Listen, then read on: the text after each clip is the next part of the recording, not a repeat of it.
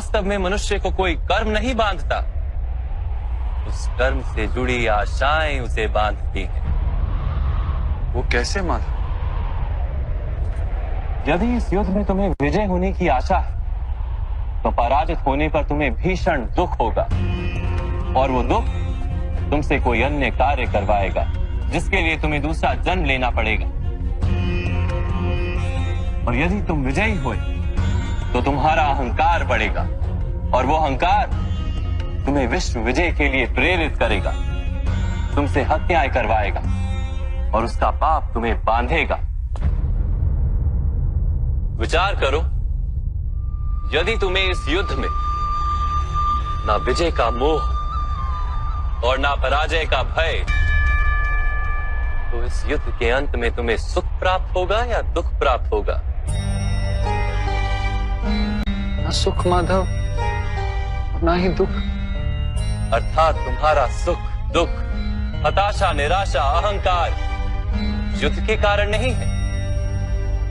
युद्ध के साथ तुमने जो आशाएं बांधी हुई हैं, उसके कारण है। क्या ये सत्य नहीं है पार्थ?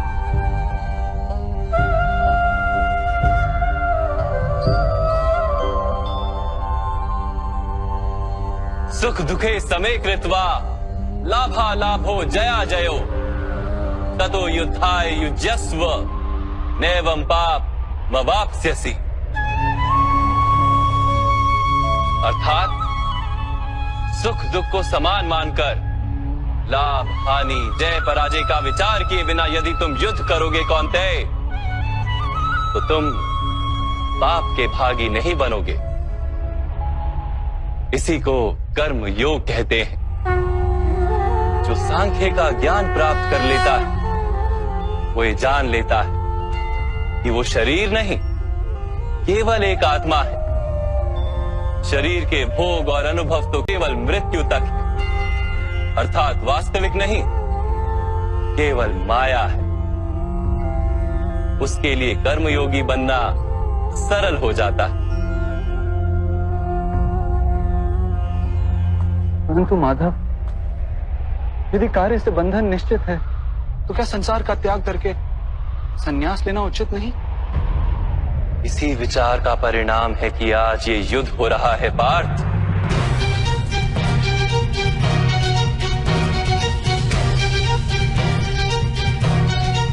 विचार करो, जब सत्व गुण से भरे धर्म को जानने वाले लोग कर्मों का त्याग करते हैं, तब अधर्म से भरे लोग भी संसार को चलाते हैं।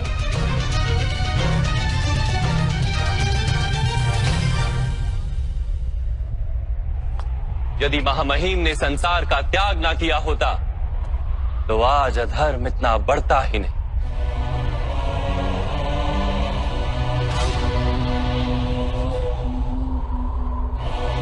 और तुम्हारे पिता ने यदि संन्यास ना लिया होता तो आज भ्राता युधिष्ठिर सुख से राज कर रहे होते।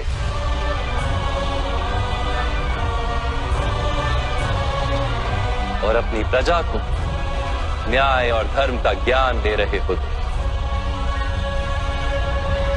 किंतु दुखदायक बात तो यह है पार्थ कि सत्व गुण से भरे मनुष्य ही संसार को लाभ दे सकते हैं, किंतु वो ही संन्यास का विचार करते हैं। जैसे जल तो भाप बनकर उड़ जाता है और कीचड़ वहीं पड़ा रहता है, वैसे सत्वगुणी सज्जन लोग तो संसार का त्याग कर देते और तमस से भरे अधर्मी लोग संसार में कार्य करते हैं। इसी कारण से संसार में पाप और अधर्म बढ़ता है।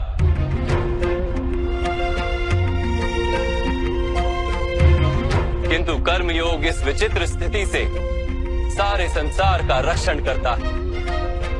कर्मयोगी फल की आशा का त्याग करता है, किंतु कर्मों का त्याग नहीं करता।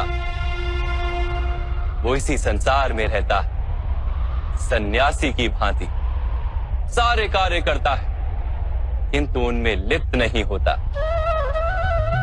कर्मयोगी अपनी संतानों से, स्वजनों से, अपनी प्रजा से कोई अपेक्षा या आशा नहीं रखता। स्वयं उसे संन्यास का लाभ होता है, किंतु समाज को संसारी की भांति लाभ देता है। मनुष्य अपनी संतानों के सुख के लिए श्रम करता है माधव। अपनी संतान से सुख की अपेक्षा कैसे न रखे? मनुष्य अपनी संतानों के लिए जो भी करता है वो व्यापार है या प्रेम पार? प्रेम माधव। तो फिर अपने कार्यों के प्रति फल की इच्छा क्यों पार? भविष्य का लाभ तो व्यापार में देखा जाता है, प्रेम में नहीं। जो मनुष्य अपनी संतानों का चरित्र निर्माण उचित रूप से करता है, संतानों को प्रेम और धर्म के संस्कार देता है, उसकी संतानें भी मनुष्य को प्रेम और सुरक्षा अवश्य देती। संतानों के कर्म, स्वजनों के व्यवहार उनके कर्म है पार, और जब उनके कर्मों पर हमारा कोई अधिकार नहीं होता तो उनसे आशाएं और अपेक्षाएं रखने का क्या प्रयोजन? यदि गहन विचार करोगे पार्थ, तो शीघ्र ही ये जान लोगे कि जीवन में ऐसा कोई कार्य नहीं है जिसके साथ आशाएं और अपेक्षाएं जोड़ना अनिवार्य हो। जब सृष्टि ही परमात्मा है और मनुष्य स्वयं परमात्मा का अंश है, तो सारे कार्य परमात्मा ही करते हैं, मनुष्य स्वयं कुछ नहीं करता। यही कर्मयोग का मूल सिद्धांत है पार्थ।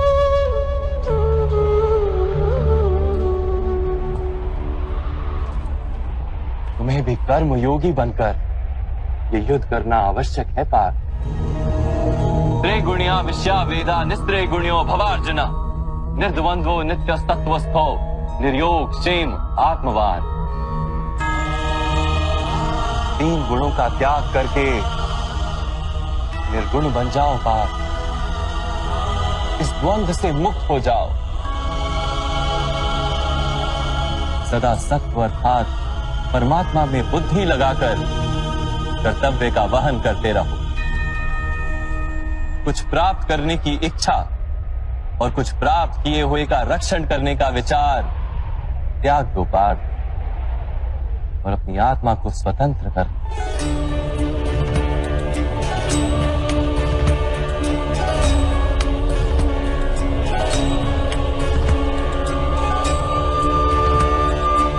स्मरण रहे पार्थ, कर्मण्यवाधिकारस्ते मा फलेषु कदाचन मा कर्म फल हेतुर्भु माते संगोस्त्व कर्मणि। तुम्हारा अधिकार तो केवल कर्म करने का है, फल तो ईश्वर के हाथ में। इसलिए न कर्म से भागना उचित है और ना ही कर्म के फल की आशा रखना उचित है।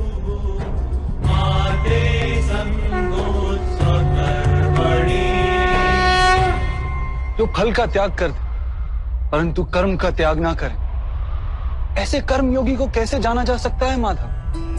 विश्या विनिवर्तन्ते निरहारस्य देहिनः रसवर्जम रसोप्यस्य परम दृष्ट्वा निवर्तते। सुनो पार्थ, जो स्वाद से छूटने के लिए भोजन का ही त्याग कर देता है, वास्तव में उसके मन से स्वाद की लालसा कभी जाती ही नहीं। उसे दोहरी हानि होती है।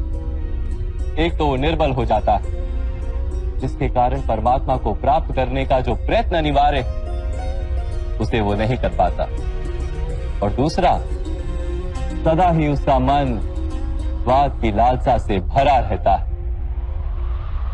इसलिए भोजन का त्याग करने से उत्तम है स्वाद की लालसा का ही त्याग कर दिया जाए।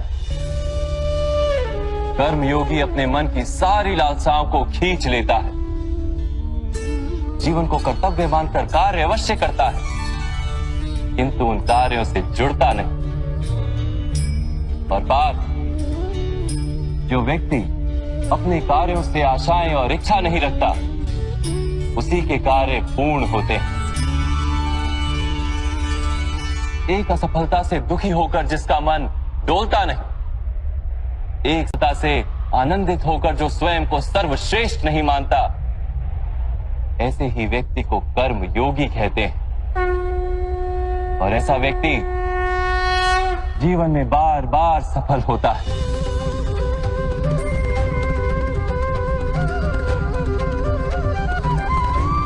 ध्यायतो विषयान् पुंसः संगस्तेषु पजायते संगात संजायते कामा कामात् क्रोधोऽभिजायते क्रोधात् भवति सम्मोहः सम्मोहात् स्मृति विभ्रमः स्मृति भ्रंशात् बुद्धिनाशो बुद्धिनाशात् प्रणश्यति। फल की आशा से कामना प्रकट होती है और कामना का तो स्वभाव है असंतुष्ट रहना। असंतोष से क्रोध उत्पन्न होता है और क्रोध से मोह जनता है। मोह के कारण व्यक्ति आचार और व्यवहार का ज्ञान ही भूल जाता है। ज्ञान के जाने से बुद्धि चली जाती है, अनुचित प्रकार के कार्य होने लगते हैं और समाज ऐसे व्यक्ति का शत्रु बन जाता है और अंत में ऐसे मनुष्य पूर्णतः पतन हो जाता है।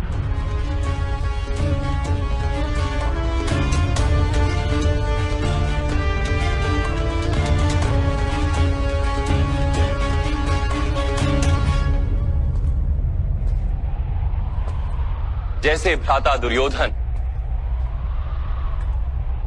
उनके सेनापति महामहिम उनके ही शत्रु हैं और तुम्हें विजय का आशीर्वाद दिया।